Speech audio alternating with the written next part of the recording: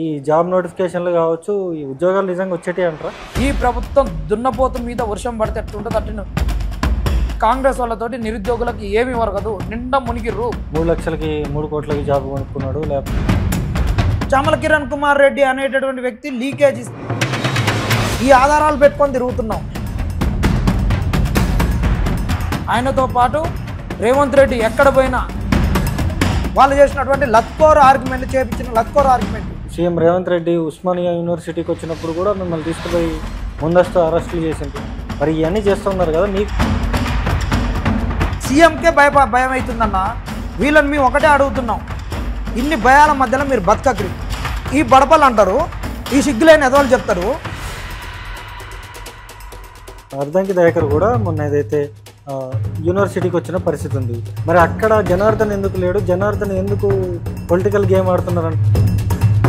అది కాంగ్రెస్ వాళ్ళు ఆడిపించిన డ్రామా అన్న. ఏదో ఒక రోజు వచ్చి ఏదో ఒకటి మాట్లాడిపోతా ఇలా ఉపశమనం ఇస్తుంటే, సిమ్టమ్స్కు ట్రీట్ చేస్తే నీకు రోగం పోదు, రోగాన్ని కనిపెట్టి రోగానికి మందు ఏమని చెప్తున్నా. మీకు ఉండడానికి కానీ లేకపోతే తిరగడానికి కానీ ఇవన్నీ డబ్బులని బీఆర్ఎస్ పార్టీయే సమకూరుస్తుందని చెప్పేసి నమస్తే తెలంగాణ పేపర్ను తలగబెట్టినాం.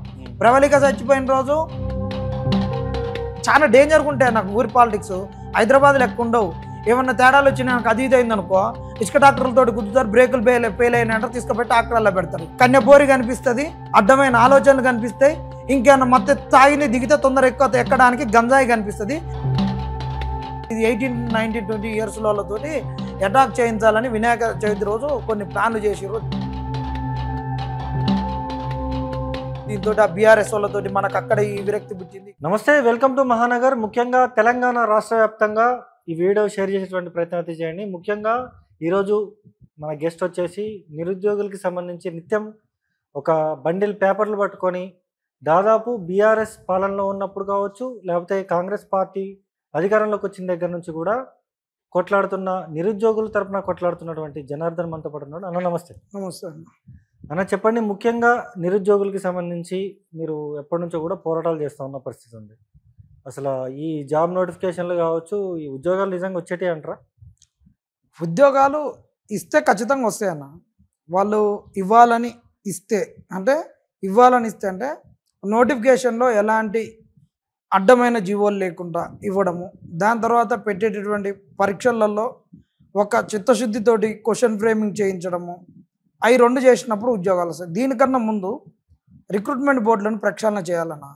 ఈరోజు గ్రూప్ 1 నుంచి నేర్చుకోవాల్సినటువంటి అంశం ఏంటంటే, ఈ 220 పేజీల గ్రూప్ 1 జడ్జిమెంట్ తోటి తెలుసుకోవాల్సింది తెలంగాణ సమాజంలో ప్రతి ఒక్కరూ దీన్ని చదవాల్సింది. అంటే నిరుద్యోగులు ఎవరైతే కొట్లాడుతున్నటువంటి వాళ్ళు ఉన్నారో పౌర సమాజంలో వాళ్ళు, ఇంకా ప్రతిపక్ష నాయకులు అందరూ కూడా చదవాల్సింది. ముఖ్యంగా నిరుద్యోగులు అందరూ కూడా ఈ జడ్జిమెంట్ పైన చర్చ చేయాల్సినటువంటి అవసరం ఉంది.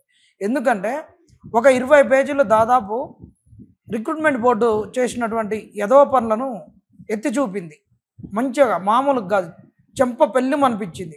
కాబట్టి ఈ రిక్రూట్మెంట్ బోర్డుని ఎట్లా తిట్టిందో అదేవిధంగా మిగతా రిక్రూట్మెంట్ బోర్డులు కూడా మేము ఈ విధంగా మొండికి పోయి ఎగ్జామ్స్ పెడితే ఏదో మా వెనక ప్రభుత్వ పెద్దలు ఉన్నారు, లేకుంటే మేము అనుకున్న వాళ్ళకి ఏదో చేయొచ్చు, ఇంకేది చేసినా మాకేం కాదు అని ముందుకు పోయిర్రు అనుకో, ఇట్టనే అయితే రిక్రూట్మెంట్ మొత్తం మళ్ళా వెనక్కిపోతుంది. ఆ వెనక్కిపోతే ప్రభుత్వానికి చెడ్డ పేరు వస్తుంది.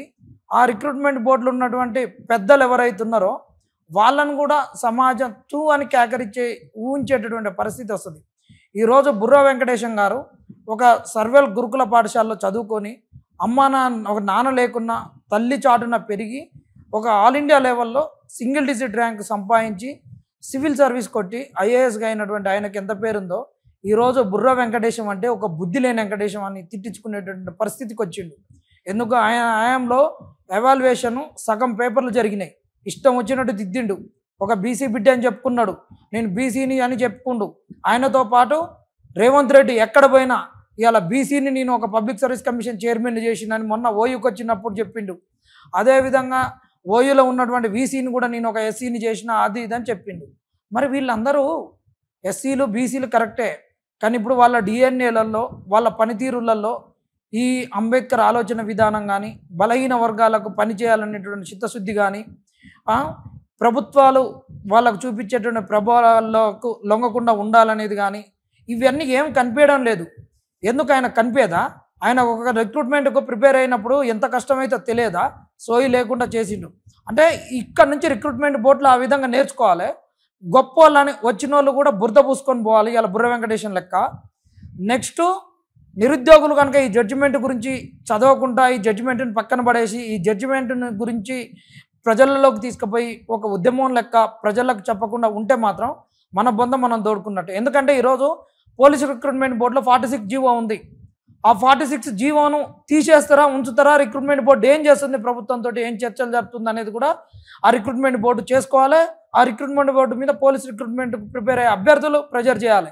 అదేవిధంగా అక్కడ రాంగ్ క్వశ్చన్స్ ఇస్తే మొన్న ఒక 3 months బ్యాక్ సుప్రీంకోర్టు కూడా ఒక సెకండ్ ఎవాల్యుయేషన్కి పంపండి, సెకండ్ ఎక్స్పర్ట్ కమిటీకి పంపండి అంటే ఈ ప్రభుత్వంలో ఉన్నటువంటి పెద్దలు దొంగలు దాన్ని పంపకుండా రిక్రూట్మెంట్ మళ్ళీ రివర్స్ అయిపోతుంది, ఉద్యోగాలు చేసే వాళ్ళు బయటకు వస్తే మా బతుకులు ఆగమైపోతాయి, ప్రభుత్వం ఆగమవుతుందని అట్ట చేసిర్రు. దానికి మూలం కూడా దాని తర్వాత అట్ట చేస్తే దానికన్నా ముందు దాని తర్వాత 2 సార్లు చేసినట్టు ముందు వీళ్ళు చేసిర్రు, తర్వాత జడ్జిమెంట్ వచ్చింది.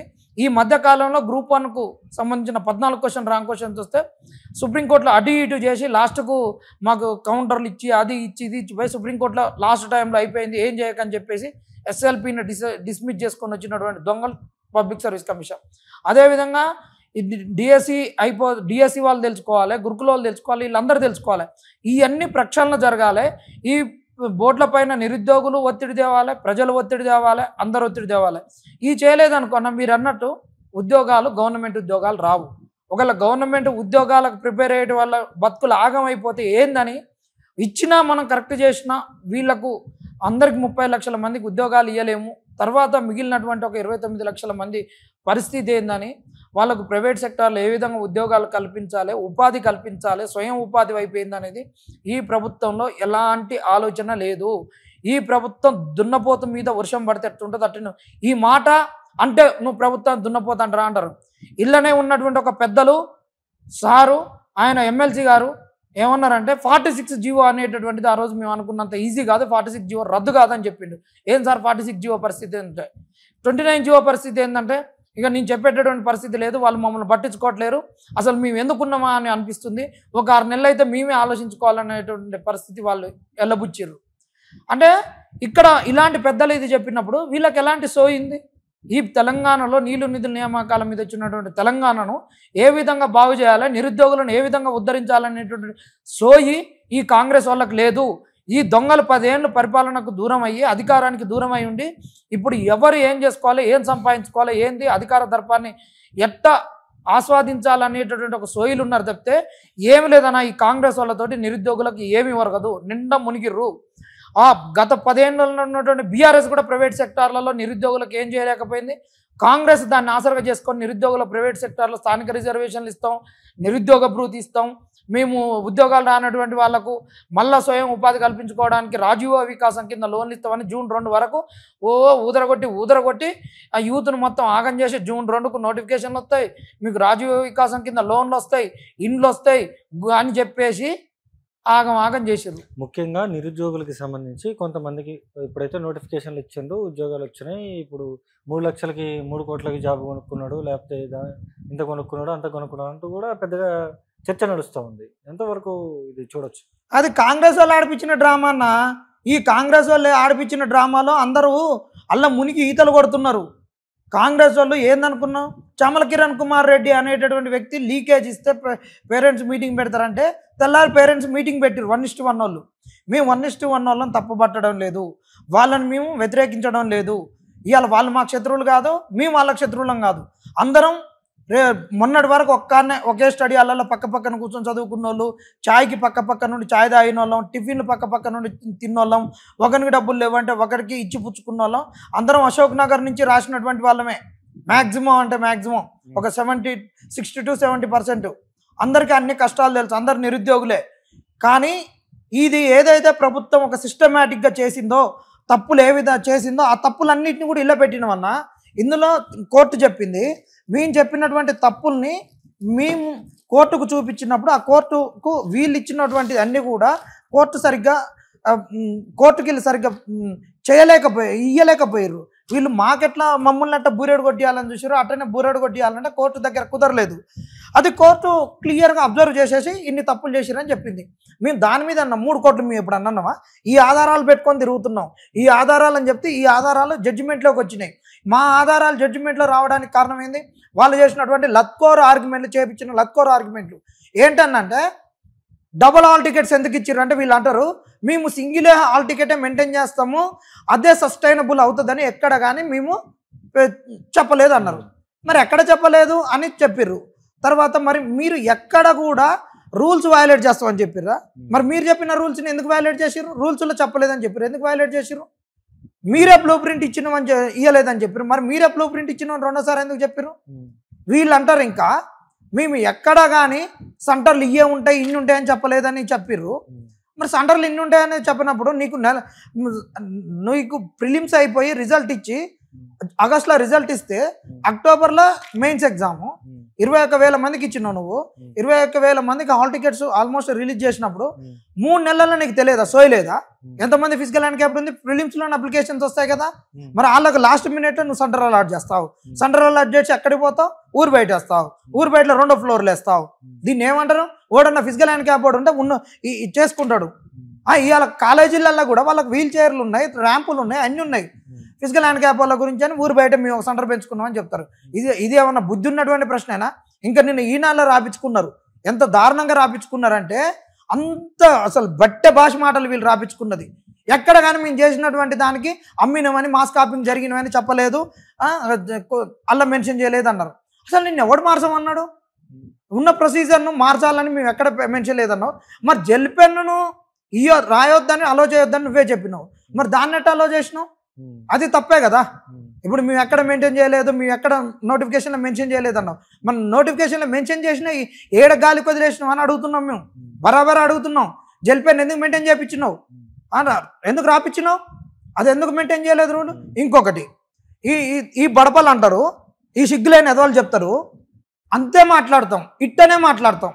ఎందుకు మాట్లాడతాం అంటే పద్ధతిగా మాట్లాడతాం.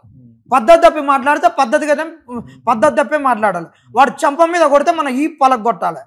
ఇంకా వాళ్ళు ఏమంటారు దొంగలు, మేము అసలు ఇది ఎంత మంచి జడ్జిమెంటు అని మేము అంటుంటే వాళ్ళు ఏమంటారు, ఇది అసలు జడ్జిమెంటే కాదు, మోసం చేసింది అని చెప్తారు. రీఎవాల్యుయేషన్ అనేటటువంటిది మా నోటిఫికేషన్లో లేనే లేదంటారు.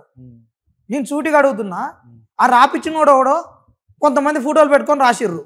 ఆ టీజీపీఎస్ వాడు మీడియాకి ఎవడు బయట ఇచ్చిండో, ఎవడికి బ్రీఫ్ ఇచ్చిండో, ఎవడు ప్రెస్ నోట్ ఇచ్చిండో అని అడుగుతా. డైరెక్ట్ అడుగుతున్నా, నువ్వు తలకాయ ఆడబెట్టుకుంటో పెట్టుకో, నీకున్న నవరంధ్రాలలో ఆడబెట్టుకుంటో పెట్టుకో అని సూటిగా ప్రశ్నిస్తున్నా. నువ్వు నోటిఫికేషన్లో రీఎవాల్యుయేషన్ లేదని మెన్షన్ చేసినావు, కరెక్ట్ మెన్షన్ చేసినావు. మరి సెకండ్ ఎవాల్యుయేషన్ ఎందుకు చేయించినావు? అది రీఎవాల్యుయేషన్ కాదా? 3వ ఎవాల్యుయేషన్ చేయించినావు, అది ఎందుకు చేయించినావు? అసలు రీఎవాల్యుయేషన్ లేనప్పుడు 3rd ఎవాల్యుయేషన్కి ఎట్టపోయినావు? కోర్టులో చెప్పుకున్నావు కదా. అసలు రీఎవాల్యుయేషన్ లేదని మా అడ్వకేట్ గారు అడిగితే నీకు సమాధానమే లేదు. 3వ ఎవాల్యుయేషన్ మార్కులు వేస్తే ఓఎంఆర్ షీట్లో నువ్వు పెట్టలేదు, మాన్యువల్ ఎంట్రీ చేసినావు అంటే దాదాపు ఒక 1,500 మందికి చేసినని చెప్పినావు. నువ్వు కోర్టులనేమో రీఎవాల్యుయేషన్ కాదు 3 ఎవాల్యుయేషన్ చేసినావు, దానికి పెద్ద అవసరం లేదు, మాన్యువల్ ఎంట్రీ అన్నావు. మాన్యువల్ ఎంట్రీ వల్ల ఏం పెద్ద ఫరక్ రాలేదని చెప్పినావు. ఈరోజు జడ్జిమెంట్ వచ్చినాక రీఎవాల్యుయేషన్ అనేటటువంటిది లేనే లేదు, కోర్టు చాలా తప్పుడుగా ఇచ్చింది జడ్జిమెంట్ అని ఎట్లా చెప్తారు వీళ్ళు? ఇప్పుడు నువ్వు ఇచ్చిన నోటిఫికేషన్ రివాల్యుయేషన్ లేదన్నావు, చేసినావు. జెల్ పెన్ తోటి రాయొద్దు, జెల్ పెన్ తోటి రాపించినావు. పిఎంఎల్ అనేటటువంటిది ఇవ్వాలని చెప్పినావు, పిఎంఎల్ ఇవ్వలేదు. నోటిఫికేషన్ డీవియేషన్స్ 3 కళ్ళకు కనిపించినాయి కదా.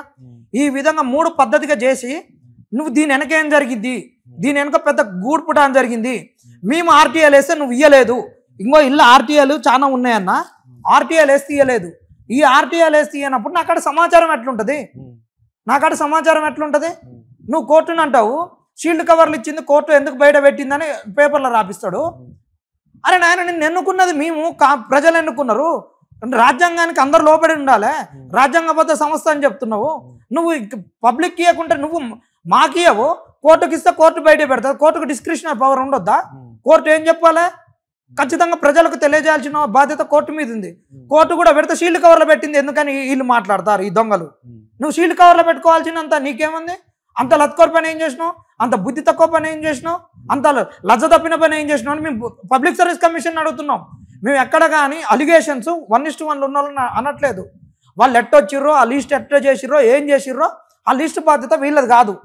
ఆ లిస్ట్ బాధ్యత చేసేటప్పుడు అలా ఎవరిని పెట్టాలి, ఎవరిని తీసేయాలి, వీళ్ళు చేసినటువంటి తప్పుల వల్ల ఎవరికి మేలు చేయాలనుకున్నాడు, ఎవరిని పక్కకు పంపించాలనుకున్నాడు, ఏం చేసిండు, ఇంత సిస్టమేటిక్గా ఒక విషియస్ సైకిల్ గీసిన దానికి బట్టి మేము కోర్టుకు వెళ్ళి వాని మీద మొట్టికాయలు వేయించినాం, కోర్టుతోటి వాని ఈపలకు కొట్టించినాం. వాడిని అడుగుతున్నాం. ఈ మధ్యలో కాంగ్రెస్ వాడు వచ్చి ఏదో ఒకటి చేయాలి, మళ్ళీ చేయాలని 3 కోట్లని వాడే లీకులు ఇప్పించి దాని మీద తెలియని వాళ్ళు మాట్లాడితే దాని మీద ఎమ్మటే ఈయన పెట్టించి మళ్ళీ పేరెంట్స్ నుంచి ఎవడైనా బీదోడు ఉంటాడన్నా ఇవాళ గ్రూప్ 1 గ్రూప్ 2లకి ఇటు చాలా మంది బీదోళ్ళే వస్తున్నారు. మేము ఓపెన్ చెప్తున్నాం. కొంతమంది పైలట్ లెక్క వస్తారు, రాజకీయాలలో రావట్లేరా, ఓవర్ నైట్లు వస్తారు, బిర్రో సంపాదించుకొని అమెరికాలో అక్కడిక్కడ సంపాదించుకొని వస్తాడు. వాడేమో ఏం లేకుండా ఇల్లు అమ్ముకొని అన్ని అమ్ముకొని రోజు కొట్లాడి పోలీస్ స్టేషన్లో చుట్టూ తిరిగి 80-90 కేసులు పెట్టుకున్నానికి ఎమ్మెల్యే టికెట్ ఇయ్యారు. లాస్ట్కి వచ్చేసరికి వాడు వచ్చి ఒక 100 కోట్లు ఇస్తాడు, బీఫామ్ తీసుకుంటాడు, ఎమ్మెల్యే అవుతాడు, కూర్చుంటాడు. సేమ్ ఇక్కడ కూడా అట్టనే జరుగుద్ది. మేము ఇలా అనలేదు. దీని వెనక ఏం జరిగింది, సిబిఐ కేసీఎం అంటున్నాం. ఖచ్చితంగా సిబిఐకి ఎంక్వైరీ చేయించు, జ్యుడిషియల్ ఎంక్వైరీ చేయించు. నీకేమైంది రీవాల్యుయేషన్ చెయ్యి, మళ్ళీ వాళ్ళే వస్తారు కదా. మంచిగా చేస్తే మళ్ళీ వాళ్ళకు వచ్చేటోళ్ళు వస్తారు, రానోళ్ళు ఉంటే కొత్త వాళ్ళు వస్తారు. నీకంత బొప్పి ఏమైంది, నీకంత నొప్పి ఏమైంది, జడ్జిమెంట్ బాగాలేదు, అది బాగాలేదు, మరి నువ్వు చేసిన తప్పులకు ఏం సమాధానం చెప్పంటున్నావు. తెలుగు మీడియం మీద నువ్వు చేసిన కామెంట్స్ తప్పు, నువ్వు సమాధానం చెప్పని అడుగుతున్నావు. దీనికి చెప్పుకుంటేందుకు తలకాయ లేదు, ఏం లేదు. ఇప్పుడు ఈ రోజు ఇష్టం వచ్చినట్టు చెప్తాడు. ఎవడు పడితే వాడు ఎవడు తిరిగినోడు కాదన్న. ఇన్ని పెట్టుకొని తిరుగుతున్నాం మేము, ఇన్ని పెట్టుకొని తిరుగుతూ వాడు ఒక్కొక్క స్టేజీలలో చేసినోడు తప్పును చూపిస్తుంటే, ఇది ఏది తెలియని వాళ్ళు వచ్చి ఏది పడితే అది మాట్లాడుతుంటే, ఏది సంక్రాంతి గంగులెద్దురు వాళ్ళు వచ్చి మొత్తుకుంటారు చూడు, అట్ట మొత్తుకొని అది చేస్తుంటే ఆ లొల్లిలో గొల్లిగా అన్నట్టు సామెత ఉంటుంది కదా, లొల్లిలో గొల్లిగా అన్నట్టు. ఈ లొల్లిలో కాంగ్రెస్ వాళ్ళు వదిలిపెట్టిన బాణాలు వచ్చి చేసి దీన్ని మొత్తం గత్తర చేసి ఈ జడ్జిమెంట్ గురించి నేను ఫస్ట్ చెప్పినట్టు చదువుకొని అందరు పోయి అన్ని రిక్రూట్మెంట్ బోర్డుల మీద ప్రెజర్ చేసి ఈ కాంగ్రెస్ను స్థానిక సంస్థలలో బొంద పెట్టాలని మేము కంకణం కట్టుకుంటే, జీవో 29 మీద చర్చ జరగాలి, జీవో 29 రద్దు ప్రిలిమ్స్ నుంచి కావాలని మేము చేస్తుంటే ఇది ఎక్కడికో చుట్టుకుంటుంది. కాంగ్రెస్ అంటే బహుజనుల కాంగ్రెస్ కాదు, ఇది కొంతమందికి కొమ్ము కాసే కాంగ్రెస్ అనేది బయటికి పోతుందని భయంతో అట్టు వదిలిపెట్టారు. చూడనా ఇల్లు సింగిల్ బెంచ్ గతంలో ఓఎంఆర్లో ఎక్కువ వచ్చినాయి 258 అని రద్దు చేయించారు. మరి 10 మంది ఎక్కువ వచ్చారు, 10 మందికి వీళ్ళు ఇచ్చినటువంటి సమాధానం ఏందన్నా, బయోమెట్రిక్ అంట. మేమంతా ఓఎంఆర్లో స్కాన్ చేసినాక చెప్తా. మరి ఆ బయోమెట్రిక్ ఎందుకు తీసుకున్నావు? మరి బయోమెట్రిక్ ఎందుకు? నీకు ఎగ్జామ్ హాల్లో నువ్వు క్లారిటీ ఇవ్వలేనోనివి, వాడు పలానా క్యాండిడేట్ అని చెప్పలేనోనివి, వాని ఓఎంఆర్ వాని ఓఎంఆర్ స్కాన్ చేసినాక ఎట్లా చెప్తావు చెప్పు? అటెండెన్స్ అందుకేనా బయోమెట్రిక్ తీసుకుంది? నువ్వు రేషన్ షాప్ కాడికి పోతే ఇప్పుడైతే నువ్వు బియ్యం తీసుకొని పోయి వండుకున్నాక నువ్వని చెప్తాడా? లేదా నువ్వు తీసుకుపోయిన బియ్యం రిటర్న్ ఇయ్యి అని చెప్తాడా? వాడు 4 రోజులకు వస్తాడు, వచ్చినాక నువ్వు వండుకున్నాక అన్నీ అయిపోయినాక ఇంట్లో తిన్నాక వచ్చి అడుగుతాడు. సిగ్గు ఉండాలి వీళ్ళకి చెప్తాందుకు. ఇది సింగిల్ బెంచ్, ఇది డివిజనల్ బెంచ్, ఇది ఎస్ఎల్పి, ఇది రద్దు చేసుకొని వచ్చి ఓడనంటే పబ్లిక్ ఇంట్రెస్ట్ అని చెప్పేసి చేయించింది అన్నాడు. గీ కదా మేము అడుగుతున్నది, ఎందుకు చేయించినావని. ఇది కదా నువ్వు తెలంగాణలో పుట్టనోనికి ఆంధ్రోనికి నువ్వు ప్రిలిమ్స్లో బీసీడీ రిజర్వేషన్ ఇచ్చినావు, మెయిన్స్లో రిజర్వేషన్ ఇచ్చినావు అని మేము గీ కదా అడిగింది కోర్టుకు. నువ్వు గీటికి సమాధానం ఏం చెప్తావు చెప్పు? ఈ చెప్పశాత కాక దీని వెనక బీఆర్ఎస్ ఓడు ఉండి ఆడిపిస్తున్నాడు, బీజేపీ ఓడు ఉండి ఆడిపిస్తున్నాడు, జడ్జిమెంట్ ఒక మంచి జడ్జిమెంట్ కాదు, ఇది ఒక రాంగ్ జడ్జిమెంట్ అని ఎట్ట మాట్లాడతారని వీళ్ళని చెప్పులతో తంతారు సమాజం. మేము ఒకటే చెప్తున్నాం, 1:1 లిస్ట్లో ఉన్న మీద ఎవరి మీద మేము అలిగేషన్ చేయట్లేదు. మేము ఒకటే అడుగుతున్నాం, ఇది మీరు చేసినటువంటి ఒక తప్పుడుది, ఒక పద్ధతిగా ప్రిలిమ్స్ నుంచి నోటిఫికేషన్ రద్దు కాంతి చేసుకుంటూ వచ్చారు. దీని వెనక ఎంతమంది పెద్దలు ఉన్నారు, దీని వెనక జరిగింది ఏది, మీ కాడ ఉన్నటువంటి ఇంటెలిజెన్స్, మీరు ఒక నిజాయితీ పరులు అనుకుంటున్నారు కదా. కొబ్బరి చిప్పలో నీళ్ళు ఎంత పరిశుద్ధంగా ఉంటే, ఎంత తెల్లగా ఉంటే అంత కడిగేసినటువంటి వాళ్ళు కదా. తల్లిపాల లాంటి శుద్ధమైనటువంటి కాంగ్రెస్ పార్టీ అంటున్నారు కదా, నిరుద్యోగుల ప్రభుత్వం అంటున్నారు కదా. మీకు దమ్ము ధైర్యం ఉంటే దీన్ని ఇమ్మీడియట్గా సిబిఐకి ఇరి, మీరే కడిగేసిన ముత్యాలుగా బయటికి రారి. అది పెట్టుకోకుండా మేము డివిజనల్ బెంచ్ పోతామని చామల కిరణ్ కుమార్ రెడ్డి వాళ్ళతో ఎందుకు పెట్టిస్తున్నారు? ఇయే కనుక చేస్తే ఈ ఉరికిచ్చి తంతారని చెప్తున్నాం. ముఖ్యంగా ఉస్మానియా యూనివర్సిటీకి సంబంధించి చాలామంది ప్రశ్నించే గొంతుకులుగా కూడా మీరు ముందుకెళ్తున్న పరిస్థితి, మాకు ఉద్యోగాలు కావాలి, మాకు నోటిఫికేషన్లు ఇవ్వాలి, మాకు ఉద్యోగాలు ఇవ్వాలంటూ గత ప్రభుత్వంలో కొట్లాడిండ్రు, ఈ ప్రభుత్వంలో కొట్లాడుతున్నారు. సుమారు 10 సంవత్సరాల అధికారంలో బీఆర్ఎస్ పార్టీ ఉంది. ఇప్పుడు కాంగ్రెస్ పార్టీ అధికారంలోకి వచ్చి దాదాపు 2 సంవత్సరాలు అవుతుంది. మరి మీకు ఉద్యోగాలు వస్తాయని చెప్పి మీరు నమ్ముతున్నారా? దాదాపు 2 సంవత్సరాల నుంచి మీరు కాంగ్రెస్ ప్రభుత్వం వచ్చిన తర్వాత మీరు కొట్లాడుతూ ఉన్నారు. మిమ్మల్ని అరెస్టులు చేసిండ్రు, సీఎం రేవంత్ రెడ్డి ఉస్మానియా యూనివర్సిటీకి వచ్చినప్పుడు కూడా మిమ్మల్ని తీసుకుపోయి ముందస్తు అరెస్టులు చేసిండ్రు. మరి ఇవన్నీ చేస్తున్నారు కదా, మీకు ఉద్యోగాలు వస్తాయని చెప్పేసి మీరు నిజంగా నమ్ముతున్నారా? నమ్మట్లేమన్నా. ఎట్లా అంటే వాళ్ళు ఇప్పుడు ఇంతసేపు మేము చెప్పినట్టు రిక్రూట్మెంట్ బోర్డుల పైన ప్రక్షాళన చేసేది లేదు. నోటిఫికేషన్లు ఇవ్వడానికి వాళ్ళ కాడ ఎన్ని వేకెన్సీస్ ఉన్నాయో తెలియదు. చిత్తశుద్ధి లేదు కాంగ్రెస్కు, ఇవ్వదు. 50,000 60,000 ఉద్యోగాలు అంటుంది. అలా గత ప్రభుత్వం బీఆర్ఎస్ ఇచ్చిన 50,000 ఉద్యోగాలు. ఆ 50,000 మేము వచ్చి ఏం క్లియర్ చేసినావు అని నేను అడుగుతున్నా. నువ్వేం క్లియర్ చేసినావు? జైలులో రాంగ్ క్వశ్చన్స్ 40 రాంగ్ క్వశ్చన్స్ ఉంటే దాన్ని ఏమన్నా నువ్వు కోర్టులో ఆ రోజు వేయించి రాంగ్ క్వశ్చన్స్ మీద తేల్చి నువ్వు జడ్జిమెంట్ ఇప్పించినవా? అసిస్టెంట్ మోటార్ వెహికల్ ఇన్స్పెక్టర్లో స్పోర్ట్స్ వర్టికల్ ఉంటే నువ్వేమన్నా హారిజాంటల్ చేసి ఇచ్చినావా రిజల్ట్? లేకుండా గురుకులాలలో రిలింక్విష్మెంట్ ఆ రోజు లేకుండా నేను రిలింక్విష్మెంట్ పెట్టి ఇచ్చినవా? 46 జీవో రద్దు చేపించి ఎస్ఐ కానిస్టేబుల్ ఇచ్చినవా? నువ్వు ఏది ఇచ్చినావు? గ్రూప్ 4లో నువ్వు ఓఎంఆర్లు 2,000 ఎక్కువ వస్తే ఏమన్నా 2,000 మీద జడ్జిమెంట్ తెప్పించి జెన్యున్ అని చెప్పి ఇప్పించినవా? ఎట్టిచ్చినావు? ఏం చేయలేవు, మోసం చేసినావు. ఇప్పుడు వీటి మీద చర్చ జరగట్లేదు, నీ కాడ వేకెన్సీస్ లేవు. అందుకనే ఏం చేయాలంటే ప్రైవేట్ సెక్టార్లో గవర్నమెంట్ సెక్టార్లో ఉద్యోగాలు ఇవ్వడానికి వీళ్ళకు ఒక చిత్తశుద్ధి లేదు. కాబట్టి నిరుద్యోగులు సమాజము వీళ్ళపైన ప్రెజర్ పెట్టాలి. ఈ ప్రెజర్ను ఒక దశల వారీగా ఏ విధంగా బిల్డప్ చేసుకోవాలి? ప్యారలల్గా తెలంగాణ సమాజంలో ఈరోజు చాలా ఉద్యమాలు జరుగుతున్నాయి. ఎందుకంటే తెలంగాణ సమాజానికి కాంగ్రెస్ పార్టీ 6 గ్యారంటీలు 420 హామీలతోటి ఈరోజు అధికారంలోకి వచ్చింది. ఇలా నిరుద్యోగులు ఈ హామీల అమలు అన్నీ జరుగుతాయని సబ్బండ వర్గాలను కదిలిచ్చి ఓటేపిచ్చిర్రు. ఇలా నిరుద్యోగులు ఎట్లా నష్టపోయిర్రో అదేవిధంగా తెలంగాణ సమాజం కూడా నష్టపోయింది. నష్టపోతున్న ప్రతి వర్గం నిరుద్యోగులను ఇన్స్పిరేషన్గా తీసుకొని బయటకు వస్తుంది. ఈ ఉద్యమాలను అన్నిటినీ చూసుకుంటూ క్రోడీకరించుకుంటూ నిరుద్యోగ సమస్య ఏ సమయంలో ఎక్కువ ప్రెజర్ చేస్తుంది ఈ ప్రభుత్వం మీద, మనం ఇంకా జరిగేటటువంటి ఏ ఉద్యమాలతోటి మనం భాగస్వామ్యమే వాళ్ళతో కలిసికట్టుగా పోవాలనేటువంటి ఒక ఆలోచనతోటి ముందుకు పోతే తప్పితే ఈ ప్రభుత్వం అనేటటువంటిది మొద్దు నిద్ర వదలదు. ఈ ప్రభుత్వం ఇవ్వదు. నేను తిరిగినన్నా ఈ ప్రభుత్వ పెద్దలు అందరి దగ్గరికి పోయినా, మంచి మంచి ఉద్యమంలో ఉన్న వాళ్ళను చేసినటువంటి వాళ్ళను కోదండరాం సార్ కాడికి పోయినాం, అద్దంకి దయాకర్ అన్న కాడికి పోయినాం, పొంగిలేటి కాడికి పోయినాం. పొంగిలేటి అంటే ఆయన ఉద్యమకారుడు ఏం కాదు, పొన్నం ప్రభాకరు ఒక ఎస్సీ ఎస్టీ బీసీ లైను కట్టర్ కాంగ్రెస్గా ఉండేటటువంటిది, ఒక బహుజనులను మంచిగా తీసుకురావాలనేటటువంటిది, ఇలాంటి ఒక సామాజికతంతో సోషలిస్ట్ ఐడియాలజీ తోటి ఉన్నటువంటి వాళ్ళను సెంట్రిక్ ఆలోచన విధానంతో క్లారిటీ లేదు. గత ప్రభుత్వంలో కొట్లాడినటువంటి ఎవరైతే అర్ధకి దయాకర్ కావచ్చు, లేకపోతే కోదండరాం సార్ కావచ్చు, లేకపోతే బల్మూరు వెంకట్ కావచ్చు, వీళ్ళందరూ కూడా నిరుద్యోగుల తరపున కొట్లాడారు. మరి ఇప్పుడు వాళ్ళ దగ్గరికి వెళ్ళి అడిగితే వాళ్ళు ఏం సమాధానం చెప్తున్నారు? వాళ్ళు ఒకటే అంటున్నారన్న, వాళ్ళని కూడా ఇక్కడ తప్పు పట్టేది ఏం లేదు. ఎందుకంటే వాస్తవాలు వాళ్ళు మాట్లాడారు, వాస్తవాలు చెప్పినట్టు వాస్తవాలే ఉండాలి. అనవసరంగా అధికారంలో ఉన్నారని తిట్టలేము. ఈ కాంగ్రెస్ వాళ్ళు క్లియర్గా ఏంటంటే నిరుద్యోగులకు హామీ ఇస్తాం అనుకున్నారు. దీనిపైన ఫస్ట్ ఒక ఎక్సైజ్ చేయలేదు, వచ్చినాక ఎక్సైజ్ చేయలేదు.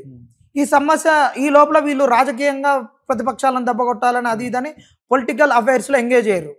ఫస్ట్ ఒక 6-7 మంత్స్ వరకు కొంతమందికి ఇది బాధ్యత ఇస్తే వాళ్ళ ప్రభుత్వాన్ని మిస్లీడ్ చేసిర్రు. ఈ సమస్య అనేది రోజు రోజుకు జటిలం అయిపోయింది. ఇప్పుడు దీన్ని ముట్టుకోవడానికి ప్రతి ఒక్కరు భయపడుతున్నారు. ప్రతి ఒక్కరికి భయమే. అసలు వేకెన్సీస్ ఎన్ని ఉన్నాయో వీళ్ళకి తెలియదు, వీటిని ఫైనాన్షియల్ అప్రూవల్ ఎట్టదామో తెలియదు. మనం ఏం చేద్దాము అన్నించేమో అప్పులు గిప్పులు అనేది ఉన్నది.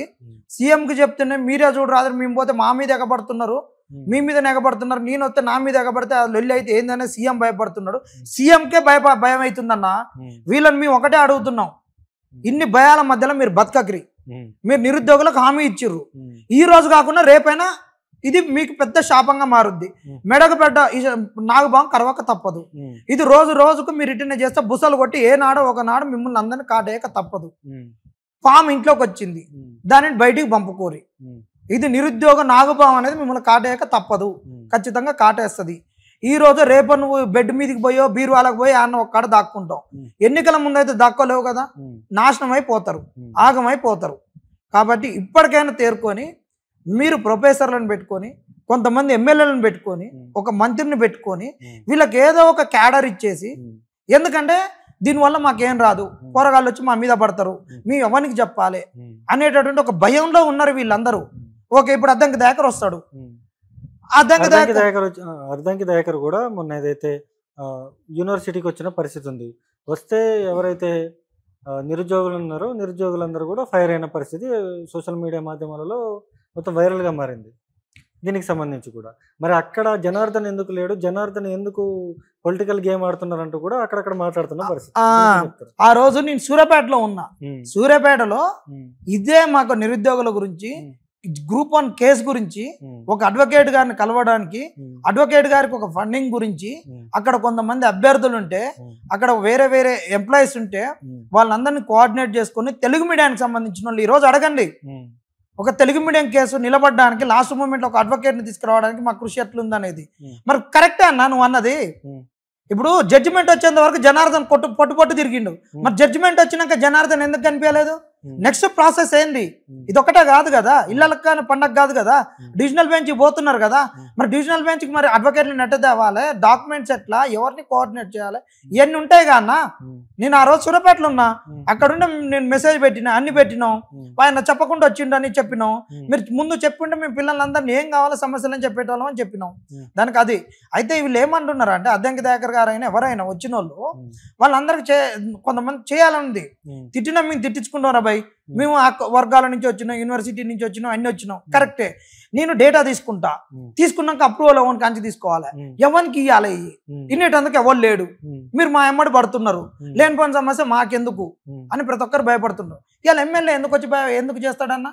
ఎందుకు చేస్తాడు చెప్పు?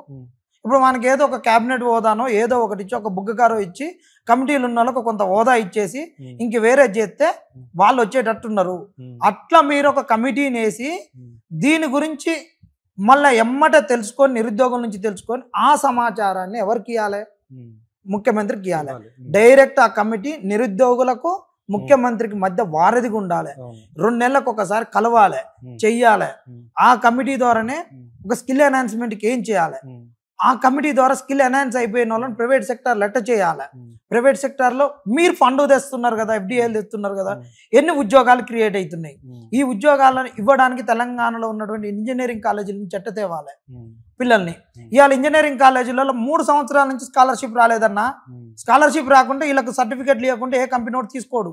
అసలు నువ్వు చదివినావా, చదవలేదా, నువ్వు ఉట్టిగా డిగ్రీ చేసినావా, పూరంబొగ్గ తిరిగి వచ్చి ఈరోజు అది పైథాన్ ఫుల్ స్టాగో, జావా ఫుల్ స్టాగో, లేకుంటే .NET, ఒరాకిలో, జావా స్క్రిప్టో ఇంకేదో నేర్చుకొని వచ్చినవా అని అంటారు. కాబట్టి వాళ్ళకి సర్టిఫికెట్లు ఇవ్వాలి. ఇది చాలా సమస్యలు ఉన్నాయి. ముఖ్యంగా ఈ సమస్యల గురించి కమిటీ వేయాలి. కమిటీ వేస్తేనే దీనికి ఒక పరిష్కారం. కమిటీ వేయకుండా ఒకరోజు అద్దంకి దయాకరు, ఒకరోజు కోదండరాము, ఇంకో రోజు ఇంకొక ఆయన, ఏమి ఉండదు. ఎట్లుంటుందో చెప్పనానా, నీకు కిడ్నీ ఫెయిల్ అయింది అనుకోను, ఒక వ్యక్తికి కాళ్ళు వాస్తాయి. కాళ్ళు వాసినాయి అని చెప్పేసి నువ్వు పెయిన్ కిల్లర్ వేసుకున్నావు అనుకో, ఇంకా కిడ్నీ పోతాయి. నువ్వు సిమ్టమ్ ట్రీట్ చేయొద్దు, డిసీజ్ని ట్రీట్ చేయాలి. ఏదో ఒక రోజు వచ్చి ఏదో ఒకటి మాట్లాడిపోతా వీళ్ళకి ఉపశమనం ఇస్తుంటే, సిమ్టమ్స్కు ట్రీట్ చేస్తే నీకు రోగం పోదు. రోగాన్ని కనిపెట్టి రోగానికి మందు వేయమని చెప్తున్నావు. ఆ రోగానికి మందు వేయడమే కమిటీ. ఆ కమిటీని చాలా ఆలోచించి వేసి, ఆ కమిటీకి టర్మ్స్ ఆఫ్ రెఫరెన్సెస్ ఇచ్చి, ఆ కమిటీకి తోటి ఏమేమి పనులు చేయాలి, ఈ కమిటీకి సీఎం ఎప్పుడెప్పుడు రివ్యూస్ పెడతాం అనేది పక్కా పెట్టుకొని చేసుకుంటూనే ఉంటారు. లేకుంటే ఈ నిరుద్యోగులు మనలో అందరినీ కలుపుకొని మీ పార్టీని ఓడగొట్టడానికి చాలా సీరియస్గా వర్క్ చేస్తారు. మీరు ఎట్లాగా ఆగమైపోతారని చెప్తున్నారు. ఇది చేయకపోతే మాత్రం ఆగం. ముఖ్యంగా జనార్దన్కి సంబంధించి, జనార్దన్ వెనకాల బీఆర్ఎస్ పార్టీ నాయకులు ఉన్నారు. అందుకనే ఇట్లా చేస్తున్నాడు జనార్దన్, మొత్తం నిరుద్యోగులను రెచ్చగొడుతున్నాడు అని చెప్పేసి మాట్లాడుతూ ఉన్నారు. దీనికి ఏం సంబంధం చెప్తాను? నిరుద్యోగుల వెనక బీఆర్ఎస్ వాళ్ళు ఉన్నారు, కరెక్టే. మరి మీ ఆఫీస్కి రావడానికన్నా ముందే నేను రామచంద్రరావు గారి కాడికి పోయిస్తున్నాం, ఎమ్మెల్సీ రామచంద్రరావు గారు. ఇప్పుడు మీరు ఒక అధ్యక్షులు అయ్యారు, అధ్యక్షులు అయినాక మీరు రాలేదు నిరుద్యోగుల గురించి. మీరు రావాలి, మీ పార్టీ స్టాండ్ చెప్పాలి, నిరుద్యోగుల తరఫున పోరాడాలి. మళ్ళీ మీ పార్టీలో కొత్త కమిటీలు వచ్చినాయి. మీరు వచ్చినాక BJYM అయితేంది, ABVP అయితేంది, మహిళా మోర్చా, SC మోర్చా, ST మోర్చా, ఇవన్నీ వచ్చినాయి. వాళ్ళందరికీ మీరు యాక్టివేట్ ఈ సమస్య అని చెప్పి పోరాటానికి వాళ్ళని సన్నద్ధులను చేయాలంటే ఫస్ట్ సమస్య నీకు తెలియాలి. మీకు తెలియాలి కాబట్టి మీరు రారని వాళ్ళని పోయినాం. రాండి, మీరు ఎందుకు రారు?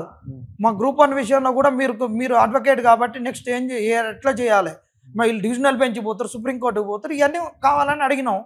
మా బీజేపీ దగ్గర, BRS దగ్గర పోయినాం, అడిగినాం. అవును, ఇప్పుడు నువ్వు పెద్ద పెద్ద అడ్వకేట్లను తీసుకొస్తావు, మరి మాకు ఆ నుంచి డబ్బులు వస్తాయి. జోలు పట్టుకుంటేనేమో అరెస్టులు చేస్తావు. ఎవడియాడు నిరంజన్ రెడ్డికి? మరి ఎవరినప్ప సొమ్మని నువ్వు రోజుకు 40-30 లక్షలు పెట్టిస్తున్నావు? నిరంజన్ రెడ్డి నీకు పుణ్యానికి వస్తాడా? చెప్పండి. మరి నువ్వు అంత పెద్ద అడ్వకేట్లను పెడితే మీ నుంచి తెచ్చుకొని పెట్టుకోవాలా? మరి నీకు మొన్న జడ్జిమెంట్ మీద నువ్వు 40 మంది అడ్వకేట్లతోటి రివ్యూ చేసుకున్నావు. నా జడ్జిమెంట్ మీద నేను ఎవరితో రివ్యూ చేయాలి? ఎవరి దగ్గరికి పోవాలన్నా డాక్టర్లకు కన్సల్టేషన్ ఫీజు కనీసం 20,000 ఇస్తే కానీ మనకు టైం ఇచ్చి ఒక అర్ధగంట 10 నిమిషాలు మాట్లాడతారు. నువ్వు అన్ని డబ్బులు పోతుంటే మరి మీ నిరుద్యోగులు ఎట్టుండాలి? ముందే చెప్పినాం కదా కోర్టు మెట్లెక్క ముందే. అప్పుడు గడ్డి పీకినవా? అంటే నువ్వు చేసే తప్పులకు మాకు ఇక ఇట్టనే నీ ఇంటికాడికి రావాలా? నువ్వు చెప్తే ఇక నువ్వు చేయకుంటే నీ ఇంటి ముంగడ పడి ఉండాలి. నువ్వు ఏది చేస్తే అది ఉండాలన్నమాట. మేము గెలవడం కొరకు, మాకు న్యాయం జరగడం కొరకు మేము తెలంగాణ సమాజం నుండి నీకు ఓట్లు వేపిస్తేందుకైతేనే అందరినీ కూడా కొట్టుకోవాలి. మా సమస్యను తీర్చుకోవడానికి ప్రతి గడపను తొక్కితే మీరు రాజకీయం చేసినట్ట. నువ్వు ఎందుకు ఎమ్మెల్యేలను తెచ్చుకున్నావు? నీ పార్టీ గెలిచింది కదా. నీకు ఎవరిని అవసరం, ఎందుకు అవసరం ఉందని 4 మంది ఎమ్మెల్యేలు నీకు అదనంగా ఉన్నాక కూడా మ్యాజిక్ ఫిగర్కు నువ్వెందుకు తెచ్చుకున్నావు? నీ పార్టీ కూలుతుందని నీకు భయమా? మా కడుపు కాలినప్పుడు మేము గడపలు తొక్కితే మమ్మల్ని ఏమన్నా, మమ్మల్ని ఇటు రాజకీయాన్ని అంట కడతావు. మరి నిన్నేమంటారు? నువ్వు ఎవరి కొరకు తెచ్చుకున్నావు? వాళ్ళందరినీ వాళ్ళ నుంచి డబ్బులు తెచ్చుకోవడానికి తెచ్చుకున్నావా? ఇంకో పార్టీ నుంచి వీళ్ళని పెట్టి ప్రతిపక్షాలను బెదిరించి వాళ్ళ కాంచి డబ్బులు తెచ్చుకోనా? లేకుంటే వాళ్ళ ఏం చేయడానికి తెచ్చుకున్నావు? నీకు సిగ్గుండాలి కదా. నువ్వు చేస్తేనే ఒకటి, మేము చేస్తేనే ఒకట. అసలు ఇది పట్టించుకోమన్నా వీళ్ళు అంటనే ఉండరు. కుక్కలు మురుగుతూనే ఉంటాయి. ఏనుగు పోయినప్పుడు కుక్కలు మురుగుతూనే ఉంటాయి. ఇవాళ మేము జడ్జిమెంట్ గెలిచినాం. వీళ్ళకి ఎప్పటి నుంచో దెబ్బలు తలగించుకుంటూనే వచ్చినాం. ఎన్ని మురిగినా వీళ్ళకి భయపడలేదు. మా మొండితనంతో జడ్జిమెంట్ వచ్చింది. ఎన్నెన్న మురగని అస్సలు పట్టించుకోం. కాంగ్రెస్ వాళ్ళు మురుగుతారు అనుకుంటాం. 3 సంవత్సరాల నుంచి ఇంకా బీఆర్ఎస్ పార్టీ అధికారంలో ఉన్నప్పుడు కావచ్చు, లేకపోతే కాంగ్రెస్ పార్టీ అధికారంలో నుంచి వచ్చినప్పటి నుంచి కొట్లాడుతున్నారు. మరి మీకు ఉండడానికి కానీ లేకపోతే తిరగడానికి కానీ ఇవన్నీ డబ్బులని బీఆర్ఎస్ పార్టీ సమకూరుస్తుందని చెప్పేసి కాంగ్రెస్ పార్టీ వాళ్ళు కొంతమంది మాట్లాడుతూ ఉన్నారు. ఇది ఎట్లా చెప్తారు? బీఆర్ఎస్ వాళ్ళు సమకూరుస్తున్నారంటే నేను బీఆర్ఎస్ సభ్యత్వం తీసుకున్నానా? ఇలా బీఆర్ఎస్ వాళ్ళు సమకూరిస్తే మరి బీఆర్ఎస్ వాళ్ళు ఈ సమాచారంతో మాట్లాడాలి కదా. మేము ఇచ్చే సమాచారంతో మా కాడున్న నాలెడ్జ్ తోటి వాళ్ళు మాట్లాడుతున్నారా? మాట్లాడట్లేరు కదా. ఒకడు పెంచి పోషించేటోడైతే, వాడొక ప్యాంపరింగ్ అయితే, వాడొక పెడ్ డాగ్ అయితే మనకి తెలివి ఉండదు కదా. వాళ్ళు తోల్బొమ్మ అన్నట్టు ఆడాలి కదా. ఇలా మరి మాకే తెలివి లేకుండా మరి ఇంత నాలెడ్జ్ తోటి ఎట్లా మాట్లాడుతున్నాం? ఇది మా సొంతంగా మా పెయిన్ తోటి వచ్చిందే కదా. మరి బీఆర్ఎస్ లో ఉన్నప్పుడు కొట్లాడినప్పుడు మరి ఎవడు కొట్లాడిండు? ఆ రోజు నువ్వు వచ్చి చెప్పినవా? మరి బీఆర్ఎస్ నమస్తే తెలంగాణ పేపర్ను తలగబెట్టినావు. ప్రవళిక చచ్చిపోయిన రోజు ఎవడు రాకుండా 8 గంటలకు పోయి ఆడ 2 దాకా కొట్లాడినావు. తర్వాత పోలీస్ రిక్రూట్మెంట్ బోర్డులో రిజల్ట్ ఇచ్చినప్పుడు చనిపోయిన వాళ్ళకి నివాళులు అర్పిస్తుంటే మీ బల్మూరి వెంకట, మీ అనిల్ యాదవ్ వచ్చేస్తేనే వాళ్ళని అరెస్ట్ చేస్తుంటే వాళ్ళ డీజీపీ డిఎస్పీలకు అందరికి కళ్ళు కప్పి ఇందిరా పార్క్ కాడ పక్కన క్యాండిల్ ర్యాలీ చేసినాం. మరి అయాలు ఎవడున్నాడు? అయాడు ఎవడు చెప్పిండు? మరి బస్ యాత్ర చేసేటప్పుడు నల్లబోదు భాస్కర్ మిర్యాలగూడన ఈ ఆంధ్ర నుండి వచ్చిన సెటిలర్ ఈ ఎందుకు నెత్తిన పెట్టుకునేది నొడగొట్టని చెప్పినాం. 1,00,000 ఓట్లతో బిఎల్ఆర్ని గెలిపేయాలని చెప్పినాం. ఆ రోజు 200 మంది అటాక్ చేసేందుకు వచ్చిర్రు. మరి అయాల కాంగ్రెస్ వాళ్ళు న్యాయం పట్టున్నారా? మరి ఇదే సూర్యాపేటలో జగదీశ్వర్ రెడ్డి గారి మీద కొట్లాడినప్పుడు, ఒట్టిజానయ్య మీద కొట్లాడినప్పుడు మీ కాంగ్రెస్ వాళ్ళు ఏమన్నా మాకు అండగున్నారా? అసలు కాంగ్రెస్ వాడు ఉన్నాడా? మీరు వచ్చిన 2 ఏళ్ళకి ఇప్పుడు మీరు పోయేదో అవి పెట్టుకుంటున్నారు. కాంగ్రెస్ రేవంత్ రెడ్డి ఫోటో ఉండాలి కాంగ్రెస్ గవర్నమెంట్ ఆఫీస్లో అని మీరు పెట్టుకుంటున్నారు. మీరు సోయలేని వాళ్ళు, మీరు దద్దమ్మలు, మీరు చౌటలు. కొట్లాడేటోని మీద అట్లా అంటే ఇక గిట్టనే ఉంటుంది వ్యవహారం. ఇప్పుడు మీ లేవనెత్తిన అంశాలు కరెక్ట్ అంశాలు. మీరు ముందు వీటిని అన్నిటి పరిశీలించుకొని పర్సీవ్ చేస్తే ఈరోజు మీకు గతి రాకపోవు. ఇట్లా అడిగినోని మీద నిందలు వేసుకుంటూ ఉంటే కోట్ల మొట్టికాయలు పడ్డాక రిక్రూట్మెంట్లు రివర్స్ అయినాక ఇప్పుడు మమ్మల్ని అనుకుంటుంటారు. ఎన్ని రోజులు అనుకుంటుంటారు? ఎన్నికల వరకు అనుకుంటుంటారు. ఎన్నికల ఫలితాలు తారుమారు అయితే అప్పుడు ఏం చేస్తారు? ఇప్పుడు కాంగ్రెస్ బీఆర్ఎస్ నేలక కరుచుకోలేదా? ఇన్ని చేసిన పాపం నిరుద్యోగులకు ఒక్కళ్ళకి చేసింటే అయిపోతుంటే అధికారం పోకపోతుండే అని. ఆ రోజు మీరు కరుచుకున్నా కానీ ఇంకా మళ్ళీ ఎప్పుడు రారు. 30 ఏళ్ళు అధోపాతాలని పోతారు. మళ్ళీ అప్పటి వరకు రాహుల్ గాంధీ గారిది అయిపోతుంది, ప్రియాంక గాంధీ గారిది అయిపోతుంది. ఇక్కడ ఉన్నోళ్ళు ఇప్పుడు ఉన్నోళ్ళు అందరూ ఎవరైతే మొన్నటి వరకు ఉన్నోళ్ళు పెద్దోళ్ళు, ఈ కాంగ్రెస్ ఒక డిఎన్ఏ ఉన్నోళ్ళు అనుకున్న వాళ్ళు ఉన్నారో వీళ్ళందరూ పోతారు. ఇవన్నీ హైబ్రిడ్ డిఎన్ఏలు వస్తే ఈ కాంగ్రెస్ ఎవరు నమ్మడు. మీరు అవుట్ డేటెడ్ పొలిటీషియన్స్ అయిపోతారు. ఈ అప్డేటెడ్ పాలిటిక్స్ లో ఉండనే ఉండరు. ఇట్లా నిందలేసేది బంద్ చేసుకొని వీడిచ్చిండు వాడిచ్చిండు ఈ సొల్లు కబుర్లు చెప్పుకుంటా. జనార్దన్ కొట్లాడడానికి జనార్దన్ బలం ఏంటి? అసలు బలం ఏందన్నా? మనిషికి బలమే ఉంటుంది చెప్పు. మనిషికి బలం ప్రభుత్వాన్ని ఢీకొంటున్నారు మీరు నిరుద్యోగులు. కొంతమంది ప్రభుత్వాన్ని ఢీకొంటున్నారు. మరి మిమ్మల్ని ముందస్తు అరెస్టులు చేస్తున్నారు, తీసుకుపోతున్నారు, ఇబ్బందులకు గురి చేస్తున్నారు. మీ ఏదైతే పోలీస్ స్టేషన్కి సంబంధించి ఒక వీడియో కూడా చూసిన టిఫిన్ తినివ్వలేదు అది ఇది అని చెప్పేసి. ఇంత ధైర్యం ఎక్కడ అసలు మీకు?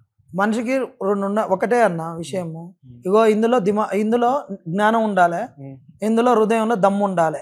నువ్వు ఇది ఒకళ్ళ తప్పు చేసేటట్టుంటే నీ హృదయము నువ్వేం చేస్తున్నావు అనేది కోఆర్డినేట్ చేసి చెప్పుద్ది. నీ బుద్ధికి నీ హృదయానికి కోఆర్డినేషన్ కరెక్ట్ ఉందనుకో, ఆ రెండింటి నుంచి నీ నిజాయితీ బయటకు వస్తుంది, అన్ని బయటకు వస్తాయి. అప్పుడు నిన్నెవరు ఆపలేరు. అదే నా ధైర్యం అంతే. ఇప్పుడు ఏదైనా ఇచ్చిర్రు అనుకోన్నా ఎమ్మడే చదువుతాం, చదివి దీనికి ఉన్నటువంటి పూర్వపరాలు ఏంది, దీనికి వెనక ఎవడు మాట్లాడిండు, అసలు దీన్ని రావడానికి ఏంది, దీనికి ఉన్నటువంటి సోషియో ఎకనామికల్ బ్యాక్గ్రౌండ్ ఏంది, ఈ జీవోని తేవడానికి ఉన్న కారణం ఏంది, ఎవడు ఇళ్ళ పొలిటికల్ లీడర్ ఉన్నాడు, ఎవరిని మెప్పు పెట్టేయడానికి వచ్చిండు, దేని కొరకు చేసిర్రు, ఎట్ట చేసిర్రు ఏందనేది అన్ని పర్సీవ్ చేసి మాట్లాడతాం. ఉద్యోగం అనగానే చేయలే. ఏ నాడని చూసినావా నేను ఈ అలిగేషన్స్ మీదనే మాట్లాడిన తప్పితే వీళ్ళు చేసినటువంటి పబ్లిక్ సర్వీస్ కమిషన్ ప్రభుత్వం చేసిందే మాట్లాడినా కానీ కోర్టులో నిలబడని విషయాన్ని నేను ఏ రోజు మాట్లాడలేదు. మాట్లాడితే కేసు ఆగమైపోతుంది. తెరనకై జరగవచ్చు, ఆధారాలు చూపించలేనప్పుడు ఆగమైపోతాం.